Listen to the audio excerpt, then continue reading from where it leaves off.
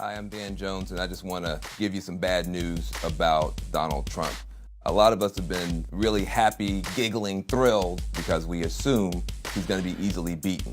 The reality is Donald Trump could become the president of the United States. And there are three dumb ideas progressives are telling ourselves that actually are the best friend for Trump. Bad idea number one. Donald Trump is going to self-destruct. He's going to magically disappear in a cloud of Trumpdom because he's going to make all these gaffes. You've called women you don't like fat pigs, dogs, slobs, and disgusting animals. Your Twitter account... Only Rosie O'Donnell. No, it wasn't. He's not going to blow himself up. He's not breaking the rules of media. He's actually following the rules of the new media system. FDR understood radio and he triumphed. JFK understood television, he triumphed. Obama understood the internet, he triumphed. What you have with Trump is a guy that understands social media and reality television, the media of today. Saying crazy stuff gets you more followers and more viewers, and that's what he's doing. He is not going to gaff himself out of this election. It's not going to happen. Number two bad idea. Number two Linus blanket keeping you warm and happy at night is the idea that he's bad on policy, so therefore he's going to lose. That is ridiculous. He doesn't want to waste time on policy. It won't be until after he's elected, but before he's inaugurated, that he'll figure out exactly what he's going to do. We are not in a period where people care about policies. People don't even understand policies. They just want a strong man to fix it. So he's trying out for that role, the personality role of the strongman. The only thing that can offset a strong man is a strong movement. If we sit down and laugh, as opposed to standing up and fight, we play into his hands. Dumb idea number three. People assume that, demographics are gonna save us. He's just so unpopular with people of color, he can't possibly win. Au contraire, okay? That's not true. Only 70% of black folk don't like him. Democrats have to get 90% of the black vote to win. He can be president. Nobody's telling you that. I'm telling you that. And I love people, they talk about, the red states and the blue states or whatever. We got some blue states that are hanging by a thread, and they're all in the Rust Belt. Michigan, Pennsylvania, Ohio, and they all hate NAFTA. We're not paying attention to a big chunk of America that is hurting, that would accept any change, the bigger the better, even if it came from Trump. People say, well, if Trump gets in, it's no different than Hillary or any of the rest of them, they're all terrible. If Trump gets into office, he will unleash hell on the Latino community, day one. He will unleash hell on Muslims, day one. He will get a chance to appoint 1 or 2 or 3 Supreme Court justices. This is all before he ever goes to Congress to pass a bill. He will have the FBI, the CIA, the IRS, NSA to come at you, your movement, your group. Use this moment where someone's trying to get us to turn on each other. Let's come together, turn to each other, and stop Donald Trump. Look, if this makes sense to you, would you please share this video with your friends so everybody will know what we're up against? Hello. Usually, when I have a microphone and an audience these days, there's usually a Trump supporter to my left and a Trump supporter to my right, but I don't have that today, and hallelujah, I can just talk. Oh, hallelujah! I can just talk. Don't have to argue with nobody. Oh, it's good. I didn't play that video to depress you, though it is depressing. And I didn't play the video to get you angry, though it's certainly enraging.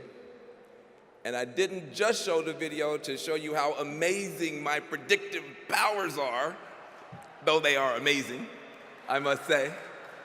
I posted that video a year ago, 1 year ago. And like most of you here, I was aware, very much aware, that the status quo in the country was completely unacceptable, and that we were going to need very, very strong medicine, and that if we didn't offer that, the country could go in a bad direction. And I want to acknowledge that for many of you here, there's a lot of pain in this room.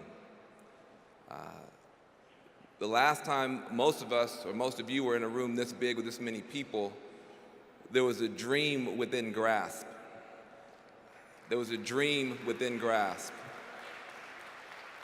And now we somehow find ourselves living in a nightmare.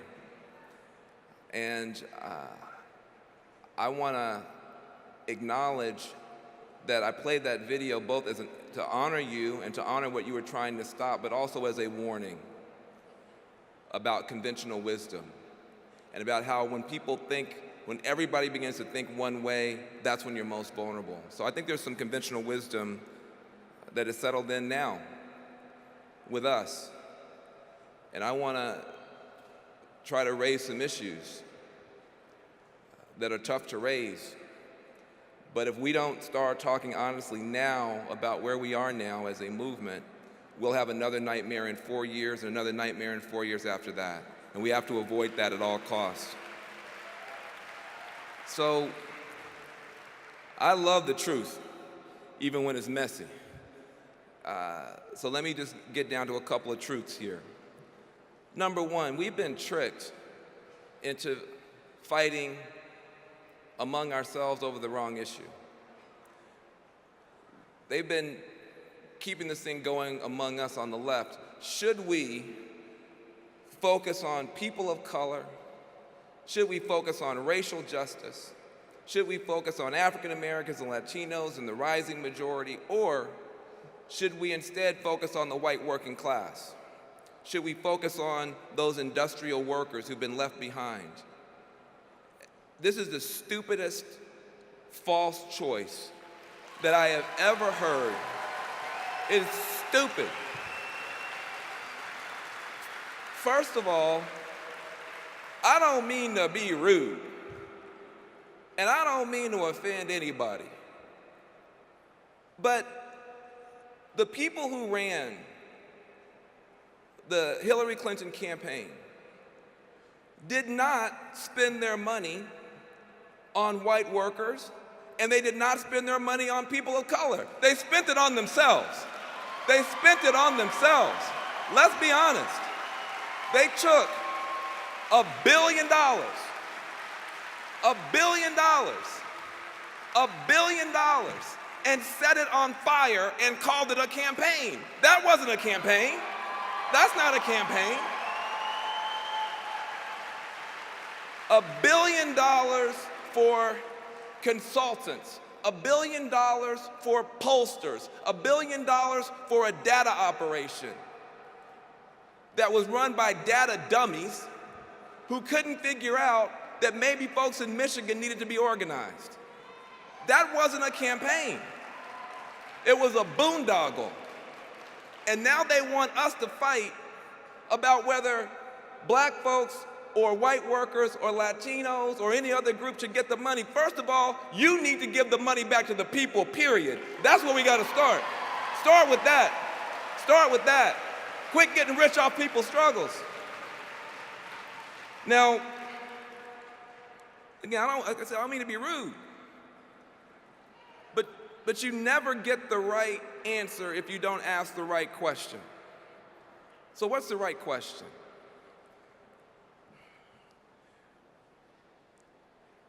It takes a lot to get enough power to win an election and to govern. It takes a lot. You have to get a lot of things right. Let's talk about the racial justice side of this.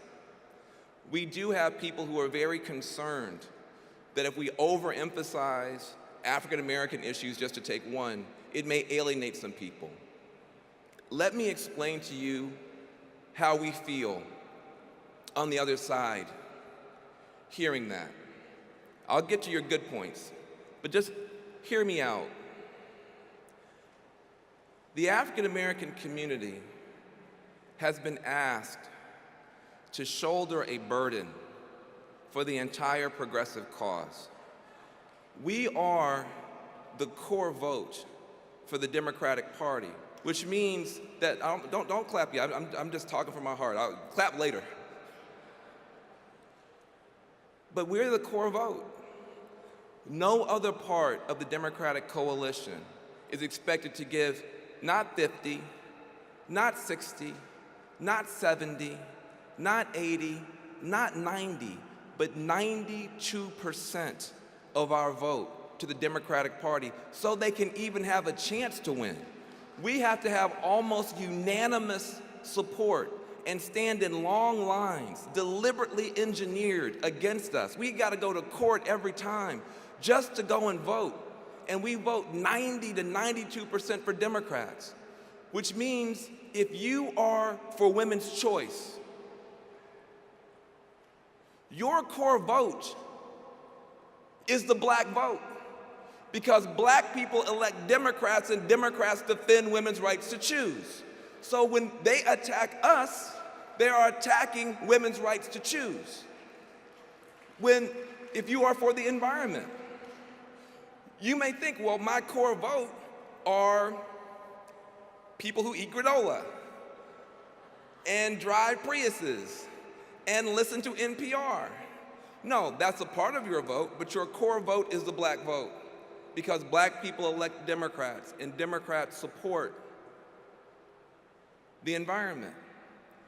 And so when you have a community that has to throw itself on hand grenades to give you the opportunity to pass anything, and by the way, I'd like to just say one thing that I don't think has been commented on enough. African American men, black men, who are almost always vilified, when the choice came, 9 out of 10 of us voted for a woman to be the commander-in-chief of the United States of America. 87%, 9 out of 10 black men who voted were willing to have a woman in charge. Less than half of white women had that view. That's the truth. I love the truth, even when it's messy. But black men were more supportive of Hillary Clinton than white women. And yet, when we're being gunned down in the streets, when our bodies are filling up the prisons, people will tell us, that's not my issue. That's not my issue. And there is an argument to be made that but for mass incarceration, this whole election might have turned out somewhat differently. This whole election might have turned out somewhat differently. And so we need each other. And it sometimes feels that we're asked to accept trickle-down justice. We reject trickle-down economics when the right wing tries to convince us that if you give all the money to rich people, we'll get some later. We reject trickle-down economics. But we also have to reject trickle-down justice. When you tell us, just shut up and be quiet and we'll pass good programs and you'll benefit, it sounds like trickle-down justice. Specific pain requires specific remedies. Specific problems need specific programs. We're not asking anymore in large numbers for reparations for slavery. We're not even asking for affirmative action programs. At this point, we're just saying, don't shoot our children down like dogs in the streets. That is not too much to ask. That is not too much to ask. That is not too much to ask from our allies. And stop making us apologize for defending our children. Stop making us apologize for defending our children, and stand with us. We stand with you. We stand with you on every issue. Stand with us. Stand with us and be proud to do it. Be proud to do it. That's all we're asking. That's all we're asking. It's not too much.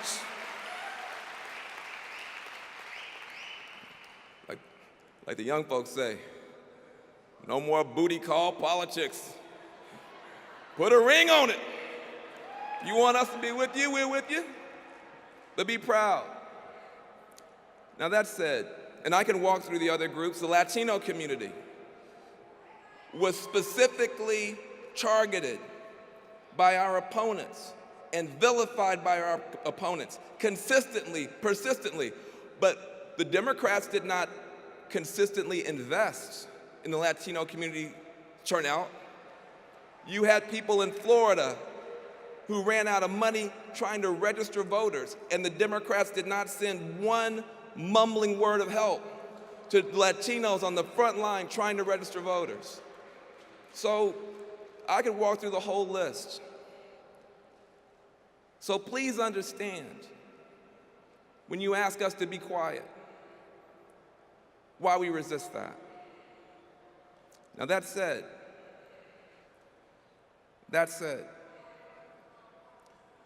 because of my role on television, I've had the opportunity to go to some places that I hadn't gone to. I got a chance to go to West Virginia. I got a chance to go to the red parts of Pennsylvania and Ohio and Michigan. I even went to the red farming counties in California.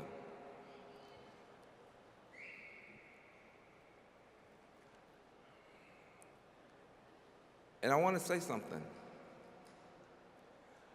As much love and compassion as our movement is characterized by, I think we may have drawn our circle too small sometimes.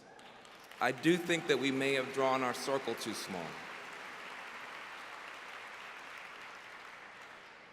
If you want to know where Trump outperformed even Mitt Romney, you don't have to do much more than ask yourself the question, where were the funerals? Where were the funerals? White men in America often wind up being a little bit of the rhetorical punching bag for liberals. And sometimes with good cause. I'm not saying there's not racism in the world. I hope you heard me earlier. But the only group in America whose life expectancy is getting shorter and not longer are white men in America. Now, they're still going to outlive me, but their elevator is in the wrong direction. White men, their life expectancy is getting shorter and not longer. You go to these small towns, the opioid painkiller epidemic is killing more people in America than HIV and AIDS killed Americans at the height of the AIDS crisis. Now, I'm gonna be honest.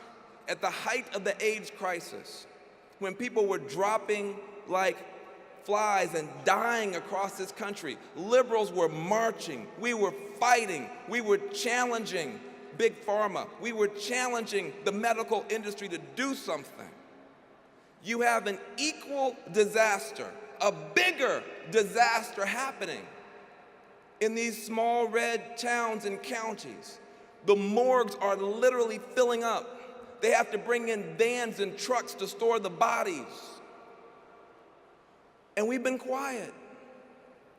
Where Trump won was where the pain was present and progressives were not. We have to accept that. We have to accept that. We let some folks down.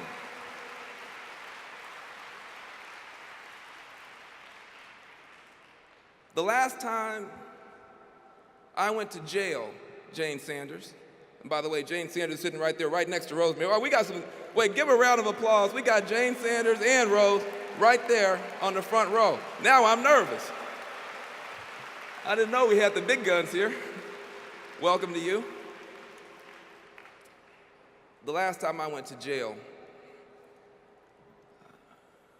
I didn't go to jail marching with Black Lives Matter. I went to jail marching with coal miners. I went to jail marching with coal miners. And I want to tell you a story about it because it changed my life. These coal miners, you know I'm a green nut, so I'm not backing off of the need for real change when it comes to how we power our planet, but these coal miners are America's heroes. They go down in these holes 2 miles down to scrape out coal to keep the lights turned on for me and for you. And they make a bargain before they do it. They say, I'm gonna go down there, I'm gonna come back up with a modest paycheck. But if I have black lung disease, if I have lung cancer, if my body is broken, I'm gonna have a good pension and I'm gonna be able to see a doctor. And the coal company said, yes, that's true. And they sent them down there.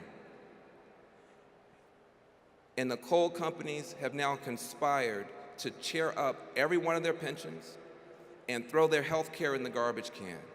And so you have those folks who have been betrayed, working people, thrown under the bus by the same coal companies the environmentalists are fighting on the one side because they're hurting the planet. They're hurting people on the other. And no outcry from progressives. So I went down there just to try to show some solidarity. And they were marching. And at first I was like, am I gonna feel comfortable with the coal miners? Being an environmentalist, being a black guy, am I gonna feel comfortable? But they're marching. I know how to march. I'm good at marching. I've been marching a long time. And being from the Bay Area, I got chants. I know how to chant. In the Bay, we march and we chant. So I said, I got something to offer the rally. So I got out there and I said, hey, here's my chant. Y'all ready? I said, ain't no power like the power of the people, cause the power of the people don't stop. Say what? Ain't no power like the power of the people, cause the power of the people don't stop. Say what? Ain't no, and then I noticed, wasn't nobody else chanting.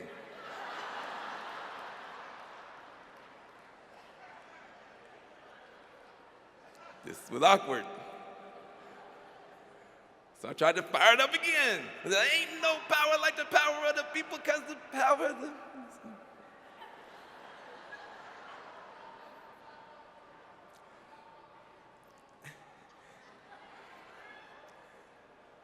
And so then I'm thinking, you know, this is awkward and maybe they're being rude to me and maybe I shouldn't have come. And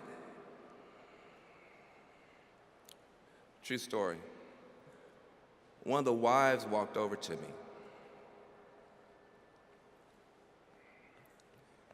She gave me a pat on the elbow. She said, Van, don't take it personally. They can't chant. They have black lung disease. They can't chant. They can't sing. That's why we're here.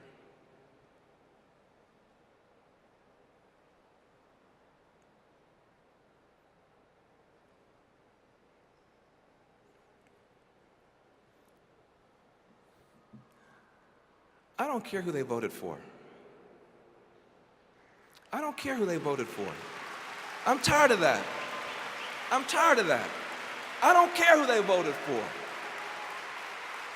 It's wrong in America for people to be screwed over by corporations. I don't care who they voted for. What happened to that? What happened to us? We should be there for them. You want to vote against me? Go on and vote. Vote against me.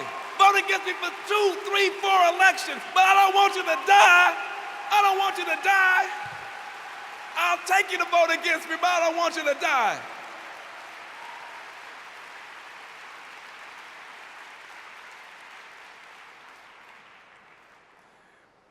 We got to be careful. We got to be careful. A president has a spiritual grip on a country. When JFK was president, everybody wanted to join the Peace Corps. When Reagan was president, everybody wanted to go to Wall Street. When Obama was president, even the Republican Party gave up the fight against marriage equality. Now, Trump is president, and everybody's acting like a jackass, including all too often us. We are never, never going to out-ugly Donald Trump. We're not going to out-divisive Donald Trump. We're not going to out-insult Donald Trump. But we can out-love him, and we can outwork him, and we can out-solidarity him and anybody else. That's what we do best. That's who we are. That's why we were born. That's what our movement is.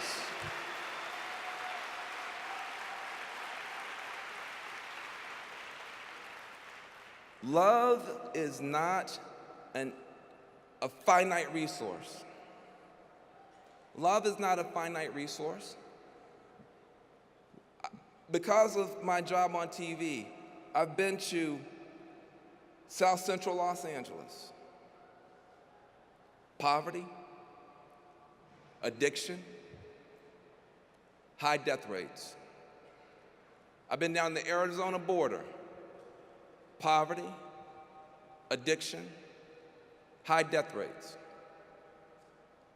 West Virginia, poverty, addiction, high death rates. The red counties in Pennsylvania, Ohio, Michigan, poverty, addiction, high death rates, common pain. Common pain. Common pain should lead to common purpose. And common purpose should lead to common projects. And common projects should lead to common sense. And when you have common sense again, it turns out the elites in both parties have been tricking us and using us and turning us against each other. They say that the Democrats haven't done anything about poor people in the cities. Well, the Republicans haven't done anything about poor people in the counties. And yet they keep us fighting against each other. The challenge that we have is to demonstrate what happens when instead of turning on each other in a crisis, we turn to each other. See, that's what we have to be able to demonstrate, not talk about, but demonstrate. So I want to say that I'm proud. I'm proud to be a part of this movement. I'm proud to be a part of the Dream Corps, where I work. The Dream Corps, we're working on criminal justice issues and working with Republicans and Democrats to get it done, because I've never met anybody in jail who said, get me out of here, but please don't work with no Republicans. That's not what they say. They say, get me out of here. So I'm proud to be working at the Dream Corps with Jessica Jackson and Cut 50, reaching out, trying to find common purpose where there's common pain. I'm proud to be working with Vienne Trong at Green for All, trying to get solar panels to the hood. And Yes We Code, trying to open up Silicon Valley to more people. But I'm also proud that the Love Army worked side by side with the coal miners and won back for them last month health care benefits for 20,000 coal miners. 20,000 coal miners who can go see a doctor because progressives put down the nonsense and reached out and helped somebody. I'm proud to be a part of this movement.